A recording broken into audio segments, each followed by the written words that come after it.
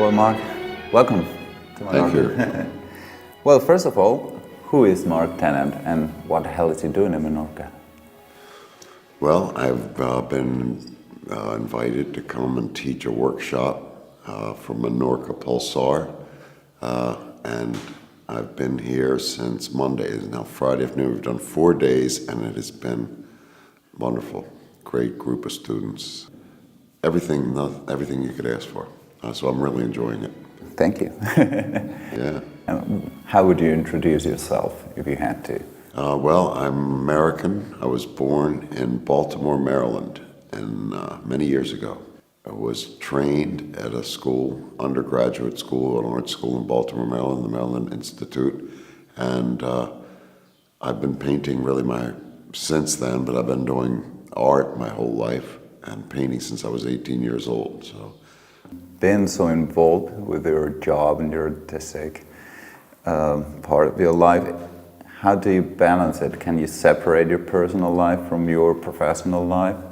Well, my professional life is my personal life. So I feel like I'm a well-balanced person. Everyone may not agree with that, but I'm happy, and I work every day and put a great deal of effort into my work, and it's a life that I'm very pleased with. I mean, every day is not perfect, but yeah, I just work every day, keep banging away, see what comes out. Always looking for new things. There's a lot of artists who find it difficult to balance their personal work and teaching. What do you think about that? Because you're actually quite a good teacher. You like teaching, don't you? How do you... To balance my work with teaching? Yeah. Well, it's because it's part of the piece that I'm working on. I look at teaching as it is an element of the entire piece that I'm working on. So the students, the classrooms, the facilities, the whole thing is part of a particular piece that I'm working on. I don't look at it as two separate things, because what I get from the teaching contributes greatly to my own work, and hopefully from that and what is gained through that experience, I can convey it back. So it's a circle that continues. What the students give me is fantastic. So you enjoy it, all of it? I love it. There's no suffering in painting? Well, there's, the suffering that you don't win every day, but you have victories here and there. With painting, there's no clear-cut decision whether you've succeeded or you've failed. I often say with a lawyer, he wins the case, or his client goes to jail, his client has to pay up, a surgeon, his patient goes home, his patient doesn't recover. So they know pretty much if they've succeeded or not. Where with painting, it's up in the air. There's not a definite answer whether it's right or it's wrong. But as Freud would say, I think it's a good way to spend your days pursuing this. So it's about making it work. It's no good or bad, is it? Well, there's good and bad. There's plenty of bad, and there's some good, but there's not a fixed idea that determines success or failure, I don't think.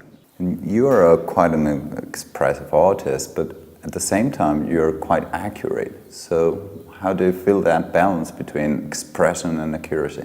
Well, I look at the accuracy as something that I need to hang the artistry on. I'm afraid, I don't trust myself to get into something without having somewhat of a map or a plan. Through these principles, height to width comparisons, foreshortening and measurement, it helps. I feel that that's just one aspect of all this that I don't have to worry so much about, making sure that that's all determined as well as can be expected. And then that leaves me at liberty to concentrate on the deeper, more subtle aspects of painting. And being it that way, what do you enjoy most, start in or end in a painting? Well, they're both. Starting a painting is a very frightful thing. Diebenkorn said, a blank canvas is terrifying, really. I believe he said until it's a bit besmirched, it becomes fair game. Until you get in there and mess up that surface a little bit, then it's much more comfortable to work in. Ending a painting, I'm not even sure how that comes about. Freud he said it sometimes sneaks up on him, that he thinks that he's got a long way to go and it's right around the bend. But he also says it works the other way, where he thinks he's almost finished and there's so much more ahead. So I'm not sure if I know when it's finished, how it's finished. Someone that studied with Couture in Paris relayed to his students that what Couture had said to him, something to the effect, he said, "How do I finish a painting?" And Couture said, "Call it finished." So when is it finished? I don't know. Well, actually, Joshua Reynolds said that 9 out of every 10 times working more on a piece doesn't actually mean a better result. And why does this mean such a negative effect on some painters' work?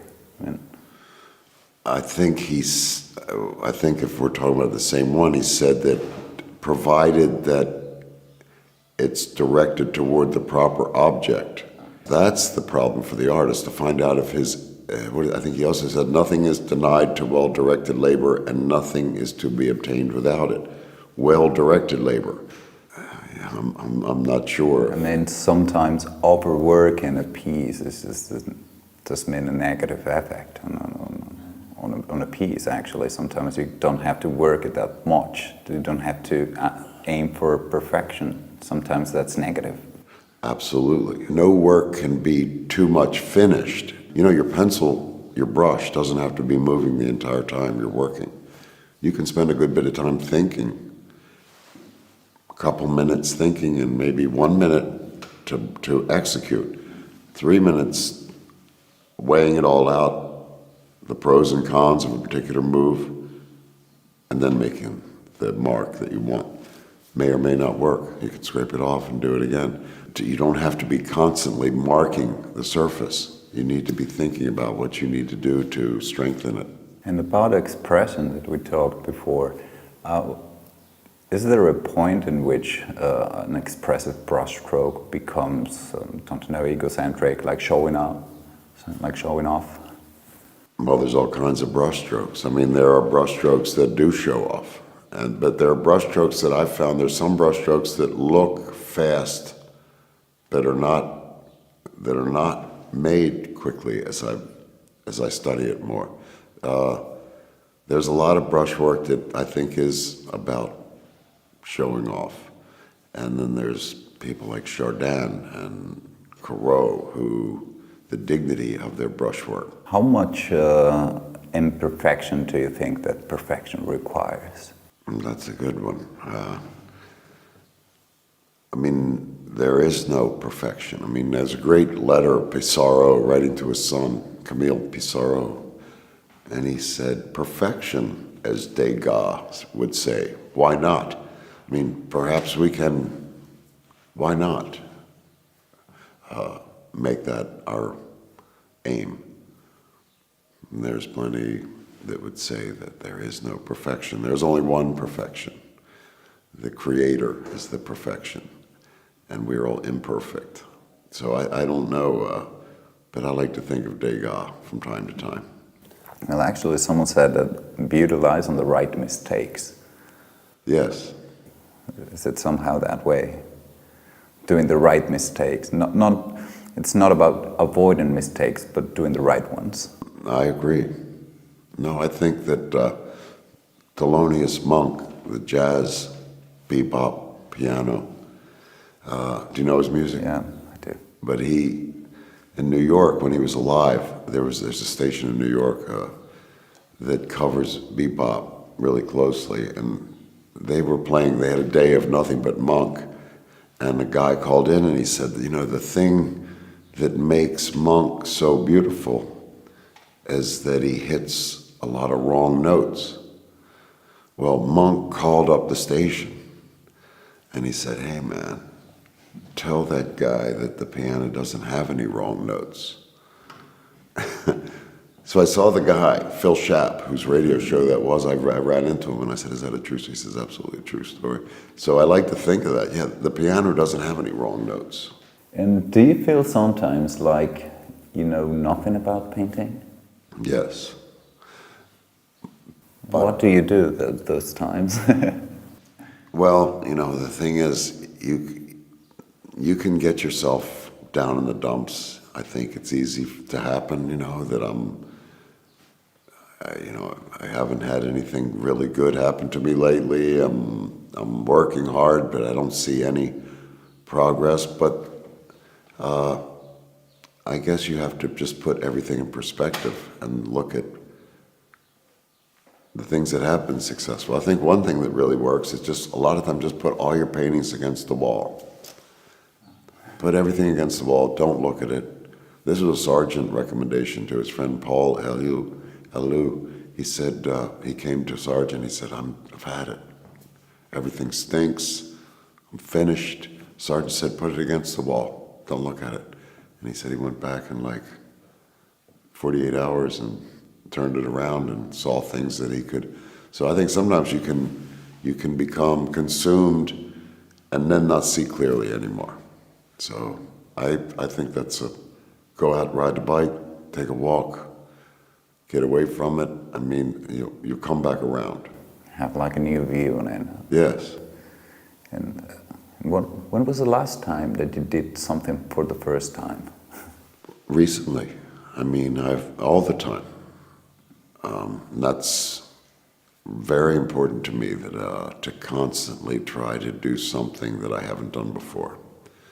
And, probably right before I came, I've been in Paris a week and here a week. Before I came to Paris, the 10 days before I left for Paris, I was doing some things that I had never done before. Great feeling.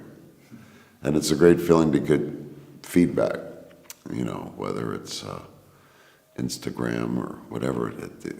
It's just great to hear somebody that likes it when you've taken a chance, so playing it safe is a mistake, and I think that all the great art was created by people that didn't take the easy way. I really do. People that took big risks. I just know every time I've had something happen good, it's usually because I've gone out and gone out on a limb and tried something. And that's a really great feeling to do that. But there's nothing that says you can. I was talking about it yesterday. I think that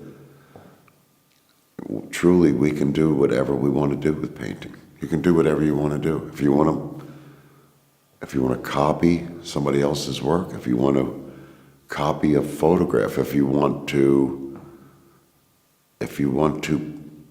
paint the figure, if you want to pour paint on your canvas, you can do whatever you want to do. There's nobody that says you can't do what you want to do, and that's a great feeling. There's no art police. Should be. No, that's the great thing that we have. And I think that too, that it's just that, you don't, as an artist, the great part of being the life of an artist is that you just do it until you die. I mean, it just continues. It's an ongoing experience. I'm very happy about that. And what scares you most? Being bored or become boring? Both. I mean, I know those two terms. Somebody had complained. This is years ago. I heard this. He says, I'm having these problems because I'm bored. And the guy said to him, that's because you're boring. I mean, did you ever think it's because you're boring? And that hit me hard. If you're bored, look at yourself. I mean, why would somebody whether that's true or not, I've always remembered that. And I used to use this. I'm bored. That was my excuse for things many years ago. That would be my chief excuse. And when I heard this, I'm like, man, oh man, there we go. Maybe it's because you're boring. And you make changes in the way you work because you're getting bored, or because you don't want to arrive to that point? I think it's just I don't want to arrive at it, and I think that you will arrive at it by becoming monotonous or tedious, or by pursuing things that are uninteresting. I think painting, really, my favorite paintings always I find exciting. And I'm at the point now where I just want the painting to be exciting. That's really what I'm looking for. It's to doing a painting where you're inside of a painting that's exciting. There's no greater joy than that, I don't think. Doesn't always happen, but when you tap into it, that's a great feeling. It is, isn't it? And which would you say that's the most overrated virtue? Well, that's hard for me to answer that. I tell you, I think one thing that is pretty meaningless is if, and I hear people talk about it, and I respond to it when somebody makes a great big sale and a whole lot of money on a painting. When you really think about it, does that really matter? I mean, it's nice to get the money, but I think that's overrated to be a big seller. And that can be a dangerous thing too, because that can, no matter, from my experience of having sold some paintings, no matter how much you want to avoid the thinking as you're working on your next series of paintings, there's something in the back of your mind saying, this manner was what sold before. And that is a horrible place to be, to let yourself go to. And it's almost human nature. I know it may sound like sour grapes, I don't know, but I don't want to ever be in that position where I'm trying to repeat or imitate myself, something that had worked before. I think the greatest ones don't imitate themselves. They're always looking for new things to explore. And at first, a lot of times I'll see an artist who I respect, and I'll see him go into a new direction, and my very first reaction is, it's ugly. And then I go and look at it. I live in New York, near Chelsea, so I'm looking at a lot of great art, new art, and I'll go look at it and I'll come away feeling I was wrong. My first reaction, I kind of like the old way, but then I go see it, and that's what makes a great artist, I think, being able to adapt to changing time, it's a different year than last year, and recent paintings by so-and-so, and then you go see them. A great artist can continue to produce great work in different manner, I think. Not guided by the market or the galleries, I guess. It's so refreshing to see that. But of course, when you get to the level where the gallery will take whatever you give them, and that's a pretty high level to reach.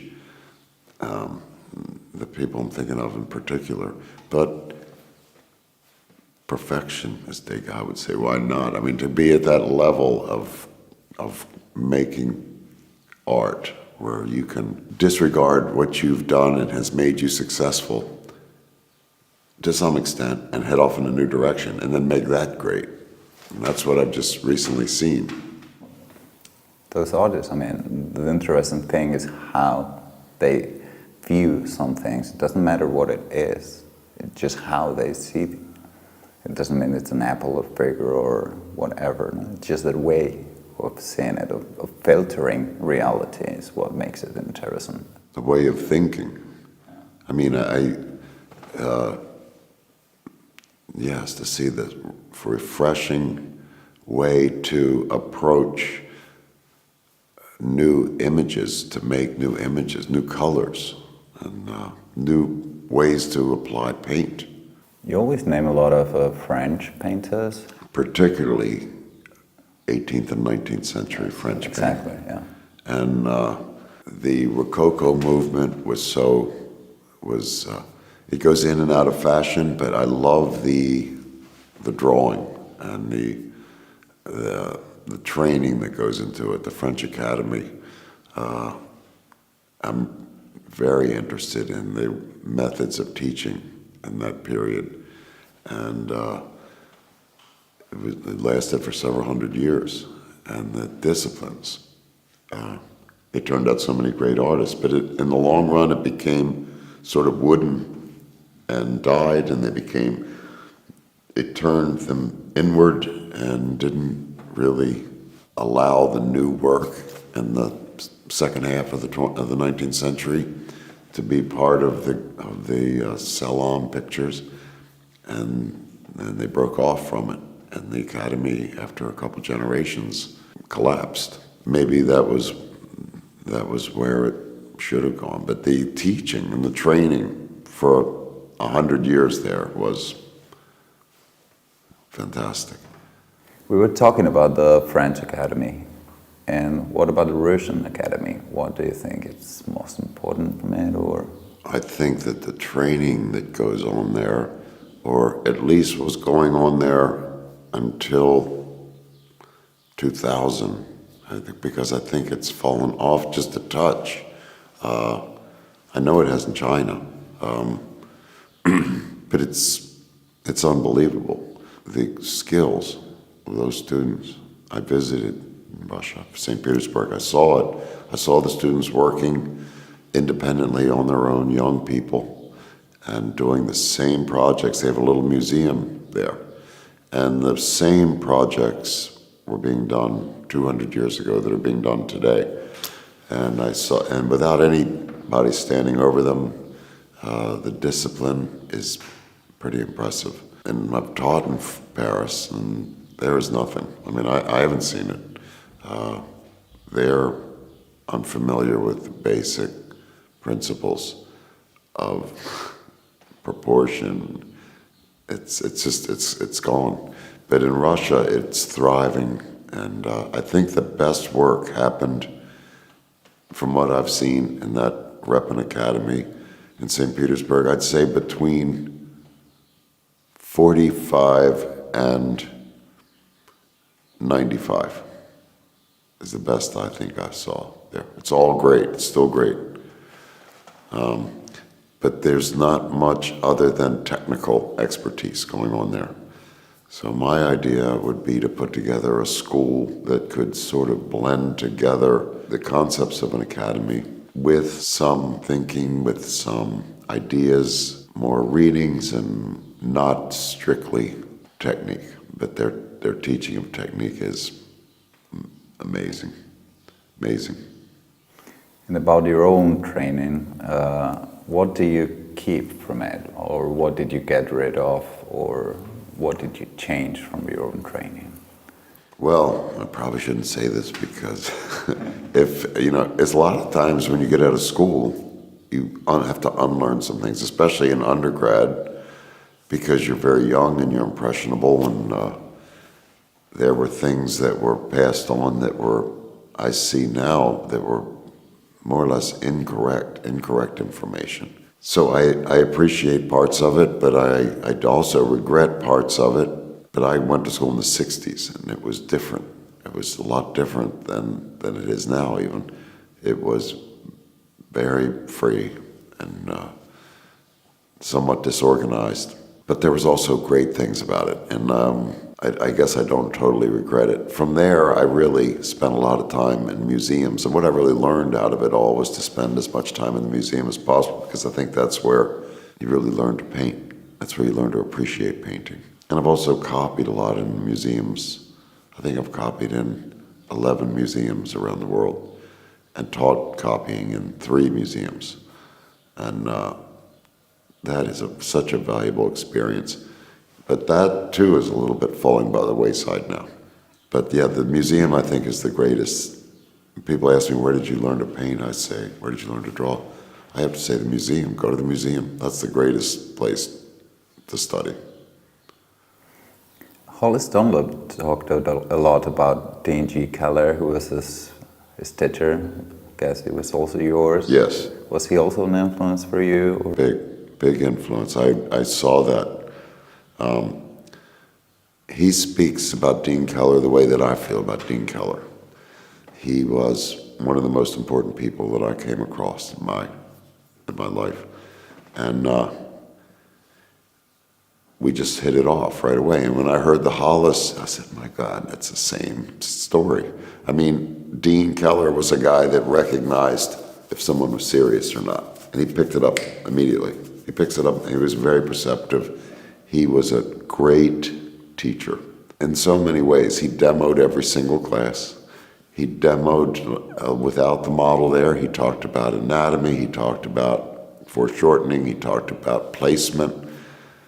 And he knew anatomy backward and forward. He knew the masterpieces backward and forward. He's one of the few teachers. There's so many teachers that I've dealt with over the years, but I seem to never see him in the museum, and I spend a lot of hours in the museum, but I ran into him in the museum quite a few times, by himself or with his wife, but he was a museum goer.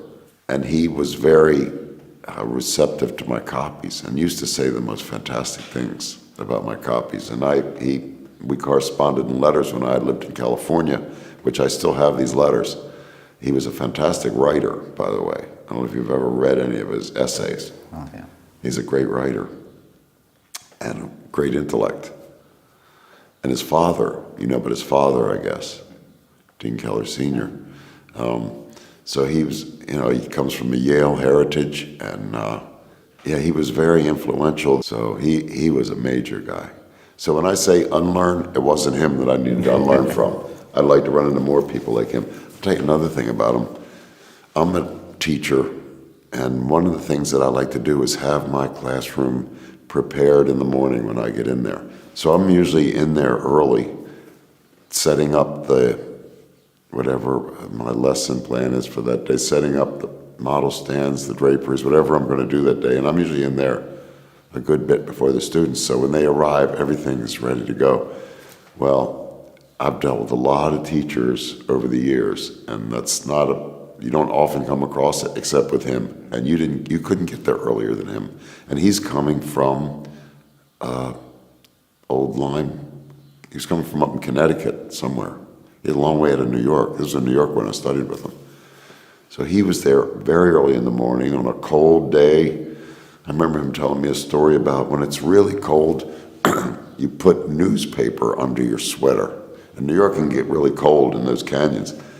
And he just had a lot of good stories, And what is the most fascinating thing you've learned lately? It's too easy to give up on the idea.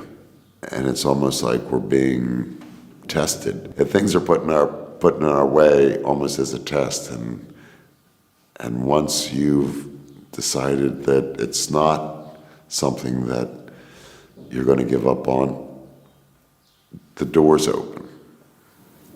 This is something you actually tell to your students. Your students are really happy with you as a teacher. You've been teaching a lot of years.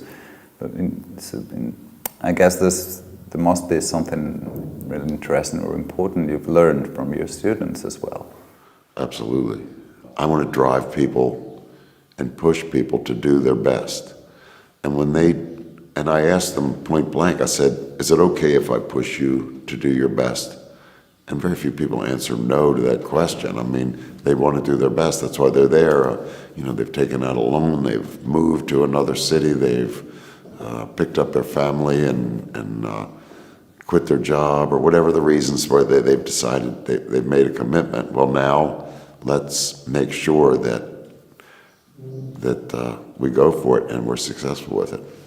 Then I see them pursue it and achieve success, and it's the greatest thing for me. There's really nothing better than that. That's a legitimate thrill to see people make careers for themselves, whether it's an animation studio or illustration, graphic design, teaching, as they've been good students of mine and have worked closely with me, and to see them have success and get married and have children, and I mean, it's just a great thing. I love it. I mean, that's really important to me. So they give me a great deal. So that's great. They give me a lot. Being a teacher is somehow like being a consultant. Absolutely. It's like being a counselor. They're looking for guidance. Sometimes a student,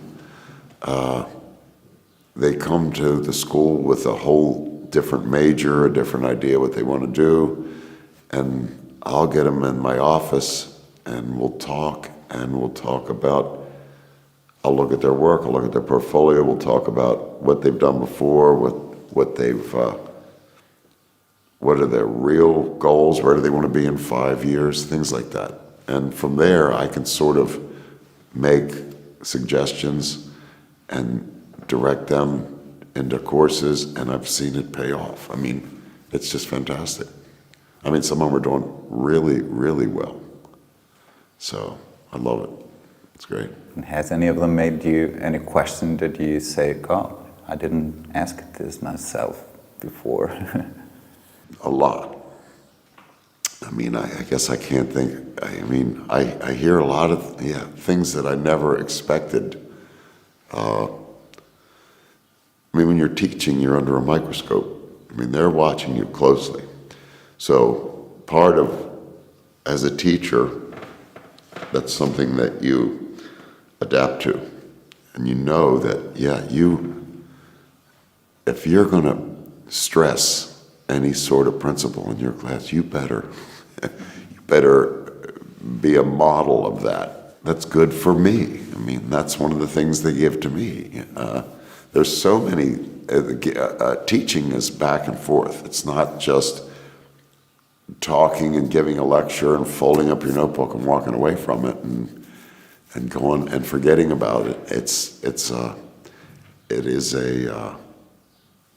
ongoing relationship with these people. But one thing that I do stress, and I talk about this a lot, is that I believe that everybody should graduate. When I say graduate, I mean graduate in the sense that they're not a perpetual student. And there are quite a few of my students who I see that that's their deal. But I think that students need to move on and need to graduate. There's a certain amount of years that you're in the education mode, and then you need to move out of the education. I mean, we're always going to be learning. But there's a time when you're not going to be graded and turning in assignments, and you're going to have to go out on your own and produce art and not just exist in the comfort of that situation. Should this be something that the schools should teach? Because this is not a matter in the schools, like what the world is like outside. Absolutely. And when I was called into San Francisco to direct the graduate program. I had taught there in the graduate department for 12 semesters, and I was gone for a year and a half, and they called me to come be the director of that department. And I had also taught previously to that 12 semesters in the undergrad, so I had a lot of experience with this school. And when they called me, I knew exactly what needed to be done because I had been teaching there in that department. And one of the things that was done was in the graduate schools, it was a thesis project, diploma project. That was what was needed for graduation. And it was a pretty rigorous course. It took about 3 years to complete this course. But what I found was, and what I think I found out, that nobody's really interested in somebody's diploma project. I mean, if we're going to be setting people on their way to make a career, I don't think many people that are taken in for a job interview are going to impress somebody with their thesis project. I think they're going to impress people with a portfolio of quality drawings, a variety of quality work, and a portfolio, something they can present. And this is what I turned it into. We had committees, and we would meet at midpoint and final reviews, and we would go over these things, and the students would come. When I first started, I I allowed this to continue, and they would come in with their proposals for final projects, and I felt that they were unsure of what they were doing. They just knew this is a requirement to graduate out of this course, and they were doing it, but it just didn't seem like their heart was in it, or they were doing something that they weren't comfortable with. And I knew from my experience that this is really not what these employers are looking for. They're looking for a portfolio. Do you have the goods or not? I mean, that's all well and good, you've done this project, but so what I turned it into was with the committees, as we started to review portfolios. And through the classes in the curriculum, we geared it toward those people being able to create a portfolio that would enable them to gain some sort of employment. So this particular school was open to it, and they were glad that I was, because one of the things that they really promote is the success rate of their graduates. And their graduates do come out of there with skills. I just wanted to group it together into a formal portfolio instead of diploma projects and all the nervousness around it, and into something that was, it was really easy to evaluate for the committees. And is it right? Is it not right? These people, do they have a knowledge of basic drawing, perspective, light and shadow? I mean, basic stuff that to get employment, you're going to have to even teaching, And even more things like more from the business market, like how to make your numbers, how to deal with galleries, how to pay your taxes. Those things no one talks about that, which is actually day-to-day life in an artist. They don't. And there they did. So one thing, when I was there, I had tremendous freedom to do what I wanted with my department. So we did it. That only goes so far. I mean, the freedom, these big schools, there's a lot of bureaucracy, and to get things accomplished, hoping they're not watching this, but I mean, to get things accomplished, you have to go through these different levels of management, and to try to get to it's unbelievable. I mean, we tried to get a plaster cast collection in there. I worked for it for 1 3/4 years, and it fell through. After 1 3/4 years of them coming to our school, of us going to their school, back and forth, and phone calls and letters, and the whole thing collapsed. It's like so much time was wasted.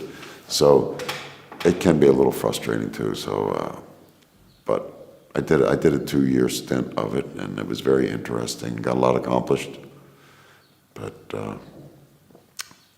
professional practices is something that needs to be stressed in all universities, I think. I've also seen that you are very interested in your students being aware of art history. Is it possible to be a good artist without knowing art history? Well, I guess anything is possible. I don't see how you would be able to. I mean, you have to be aware of your predecessors. I think you need to be aware of the history, or we're links in this chain. I mean, to lead into the future, we need to know what they've put out before us. To me, it's so interesting to see to go back and see the lineage of some painters who they have trained with.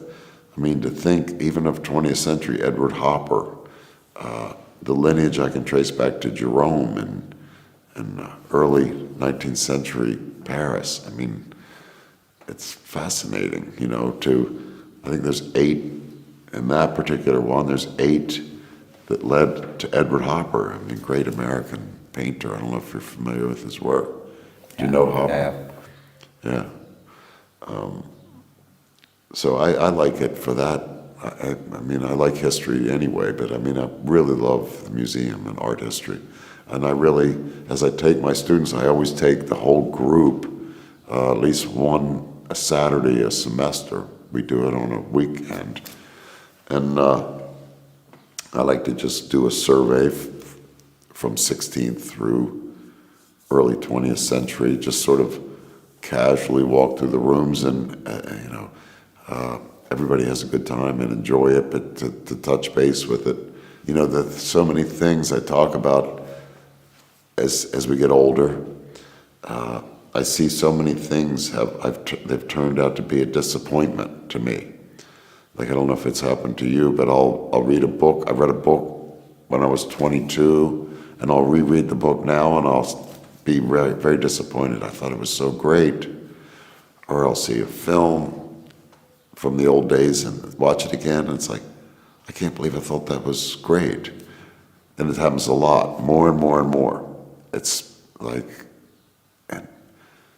music, but with the museum, the paintings that I started when I was 18 is when I started going, and those paintings are better than I thought they were. Where everything else is diminished, the art in the museums, it just continues to impress me even more and more.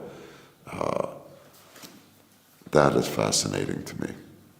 Another thing I found quite fascinating myself, seeing you as a teacher, is that many students actually associate hard work with boredom, but you get your students to this point in which they have fun with hard work. How do you do that? Picasso said work is a necessity for man. I truly believe it. I mean, we're here to work. That's why we're here. And we talk about painting as work. I mean, I always kind of I laugh to myself, this is work. I mean, this is like, I totally enjoy it. I mean, I get such a joy from it. But it's work because you need to continue to work at it to improve. So in that sense, it's work. But I think that, and one of the things that the French Academy stressed was that they put a high priority on the virtue of hard work and discipline. Almost by doing these exercises that the French Academy put out there, of course we want you to become proficient at drawing, but we also want to develop your sense of understanding the virtues of hard work. And I love that. I mean, I think that's part of it too, where hard work does not have to be drudgery, does not have to be painful, and it can be if you're stuck in something that's not what you want. You have to do what you love. And if you're lucky enough to find it, and if you know what it is, I believe you should pursue it, but with an intensity. We were talking about hard work, and hard work can make an excellent artist, but what is it, this spark that makes a genius? Do we have an idea of what it is? Well, over the centuries, that word genius has taken on different meanings. I'm not sure what a genius is. I mean, I just spent time in the Louvre copying Michelangelo's sculpture, drawing from Michelangelo's sculpture and Rembrandt painting. And I was in front of two geniuses for many hours. That they're all not geniuses. I don't think all the paintings in the museum are not created by geniuses. Those two happen to be, in my estimation, geniuses. Can you create it? I don't know. Is it born? We were talking about it last night. Does a genius understand complex design, imagery? Do they understand compositional rhythms without sitting down and figuring it out? This is my big question. Is great music composed through trial and error, or does it just sort of flow from a genius? So I'm not sure, but I'm not sure it can be created. I don't know where it comes from. It comes from sometimes the oddest places. But I like to think about that. I like to think about why these pieces are so complex, yet so simple. I really only find it when I copy and I can take them apart and put them back together. They compare it to translating a novel. To really understand the intricacies of a novel, you would have to translate it through copying. It's so similar because pieces that I've looked at for years, I'll go in and set up the easel and actually take it apart and reconstruct it and put it back together, deconstruct it and put it back together, and I can't believe what I find. And it's never fails. The combinations I find are fascinating.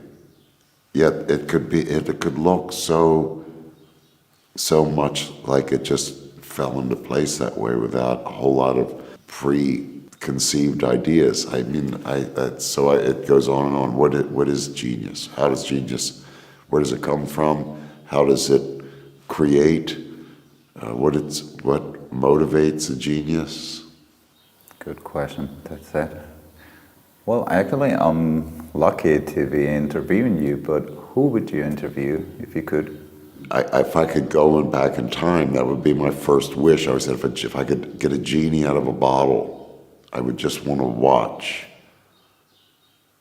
Franz Hals paint a head. I mean, I would like to watch a masterpiece. Who would I like to interview now? I mean, I think there's a lot of fascinating people in the world. I mean, I'd like to talk to Elon Musk. I'd like to talk to Johnny Ive, the designer for Apple. I'd like to talk to Lee Clow. So yeah, there's quite a few people I would like to meet, talk to, have lunch with. I find good conversation so stimulating. I lose all track of time. When you find a person like that, a great mind, I'd like to follow them around, ask them questions, find out what they think about, how they feel about everyday things, how they feel about books and paintings. And talking about the art business, because I know I've heard you that you're not very interested in this part of the art, like the business, galleries and all that. How do you feel about it? How do you deal with all of this? I sort of leave it to them because I have no ability to do any of this. I don't understand business. I come from a family, really, of businessmen, although there's quite a few teachers on both sides of my family on the fringes, but my immediate family is business people. My brothers, my father, they're very good at it, and they just have tremendous talent for it. I have no talent for it. I don't understand it. Doesn't appeal to me. And it's important because everybody needs money and everybody needs to exist and make a living. But as far as me understanding how to navigate that world, I don't know. So I'd leave it up to these people that do this. And as a result of me being so naive about it, I just don't know. I leave it to these people. And if a painting sells, it sells. I mean, I don't know what to do. I get good feedback, but a lot of times I don't think that it's just changing the art world too. I mean, so much art is bought now and just put it to storage. It's not, people don't enjoy it in their homes. They're collectors that are like, it's like a commodity. They just store it away in warehouses and hope to sell it at a profit. So I don't understand, but I don't need to understand. I mean, I'd like to teach and I like to paint and somehow I get by, but yeah, sure, I'd like to sell a lot of paintings, but it's not my main motivation. And what do you like the least of everything related to the art world, to being a painter? Picasso, I love to quote Picasso. He said, the people that busy themselves with art are for the most part imposters. I totally agree with it. People that busy themselves with art. I'm looking for sincerity. I'm looking for honesty and straightforward. I want to get the straight facts. The people on the fringes of the art world are the ones that I think are a problem. the great artists are the people that I want to know more about, the people that make great art. So yeah, as far as the art world and the commerce of art, I don't know very much about it. And what makes you forget about those things you don't like or you're not interested in, which is your hideout? What makes me Forget about those things that you don't like. well, because I think the most important thing, after all said and done, you're going to meet with a lot, even with teaching. I mean, you'll run some of the red tape and bureaucracy I ran into trying to get things that were definitely necessary. Some of the things, obstacles that I would encounter, all you have left is your work. I mean, you try to do these things, you give it all your effort. I mean, but all you really have left is your work. And at the end of the day, that's what you can depend on. So that's what I want to do anyway, is do my work and do my painting and drawing, and that's where the real satisfaction comes from. So I don't dwell on these experiences that are less than, I don't dwell on it. I move on. Do you think that, well, you talked about the commercial part of it. Do you think that the prices are related to an artist's quality or to his business skills? Sometimes. I mean, I guess sometimes is an easy answer. Sometimes I think that people that are at the top have arrived there on merit because they belong there. Sometimes I find it very curious. That's life. I mean, I can't dwell on it. I can shake my head. I can say that it is what it is. But I find that through just day-to-day dealing with people, social media. I love social media. I love this stuff. I love Instagram and Facebook and what it's done and how it's changed the world. I love Google and all these images that I can pull up. And so whenever I start to get distracted or concerned, I work. I look at what other people are doing. I read about what other people are thinking about. All those problems go away. So It's all about your work. It's your personal hideout, your own work, isn't it? Absolutely. Because that's up to you. In other words, you can sit around, which I do have sat around and complained that everything's wrong and nobody can accomplish things anymore and so forth and so on. And you'll be in a situation where you're depending on somebody to get this final thing done that you need, and they'll let you down, or they won't show up, or they won't answer the phone, or they'll be late, or whatever it is. But when it comes to you and the canvas, it's up to you entirely. Success or failure is entirely your doing. So there's a great, it's up to you, and that's a great thing, If it fails, you failed. You can't blame it, or you can't look to any other. And if it's success, it's because you pushed it. So I don't know if that makes sense, but yeah, that's the thing I find in it. It's like it's entirely up to us.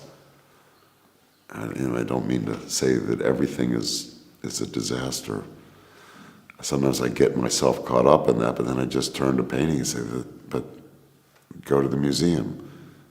There's a lot of things that have happened that are really great. There's a lot of things in the world that can really get you down. But then all these advances in technology and all this information that's available to us, like, instantly. I mean, this is really great. So there's a lot of really good things. And then the museums and these fantastic works that have been left for us to study and contemplate and go back to my easel and try to create something of the same species. That's what I do about it. And one thing I'm curious about, when you When you would talk to you about doing the workshop, you told it that you preferred female models as well as many artists do. Is women a theme or a subject or a genre within the art world? Why is the woman so important? What is it about it? Well, I mean, women are, it's the beautiful lines, the dignity of a woman, the character. You know, I prefer drawing a female. I haven't given it a whole lot of, thought other than that. But there's, where I work in Spring Studio, we get male models, and it's all worthwhile. It's just, as far as making paintings in the studio, I don't use them. But it's definitely necessary to draw male models too. And about pursuing beauty, who are your references about seeking beauty? Well, there's a lot of contemporary artists that I think their work is beautiful. I lately have been looking at Edwin Dickinson. I don't know if you know his work, American. But I love Fairfield Porter, and I love George Bellows. I love a lot of American painting. I love Daumier. I don't know if 21st century work is beautiful in the sense that I find it more interesting than beautiful. I love Adrian Genny, his work. Talked about him before. I'm not sure it's beautiful, but it is beautiful. But I'm not sure if it's universally recognized as beautiful. It is beautiful to me. And what about non-figurative art? Are you interested in it, or? Yes, I'm interested. I think the importance of abstract expressionism came in at a time when there were a lot of questions about where the world was heading. The pendulum swung so far to the side, and the result of this was Pollock and Rothko and Motherwell, artists who really pushed the possibilities of painting into a completely new direction. And I think that there's a lot to be gained as a figurative painter from what they did and the risks that they took to do that. And I think it's really important that that work existed. I'm not sure it's relevant if someone were to paint in that manner today. It could be. I mean, I don't know. I take everything as it comes, every painting as it comes, and I try to keep an open mind. I'm looking at sincerity when I look at work. I mean, that's my chief. That's what I'm looking to find. Well, actually, I think that some of your figures' environments could be considered abstract expressionism, couldn't they? Do you focus it that way, or do you? Well, I'm flattered to hear you say that. I mean, those people mean a lot to me. To paint a non-figurative painting is not. I've tried it, and it's very difficult. It's very difficult. It's very complex. There's so many factors involved that are different than the world that I come from, and but I want to look at them, and I want to read about them, and I want to read about the people that it's sort of with that painting. I almost need to be guided through it by people that are scholars in that field, and that really helps me. Rosalind Krauss is one that it's complicated reading. I like to read about. I love Giacometti too, and I love his early sculpture. I love the German expressionists. I think I like to look at everything. I like illustration. I like American illustration. I love all painting and all drawing. I really do. It's been great talking to you. Just one more question. How's it been, this experience this far at Menorca Pulsar? Fantastic. I mean, it's a beautiful place. A beautiful place to make art. I mean, the clouds and the color and the wind and the setting, just fantastic. And the accommodations are really nice too. I mean, I'm in a beautiful private bungalow, and I mean, I really do feel like I've been treated really well. And we just got off the plane, and you guys were there, and it was just fantastic. I mean, it's been a fantastic experience. And the students are all good. And they're all different parts of the world, and it looks to me like successful people. They're coming here to really learn something. It's a very positive experience. Love it. Thank you very much. What's been a real interesting experience and fantastic is having you with us. So we really want to thank you for being with us. Thank you. It's been a pleasure, and we really hope to have you sometime again. It'd be great. I'd love it. Thank you, Mark. It's been a pleasure. Thank you.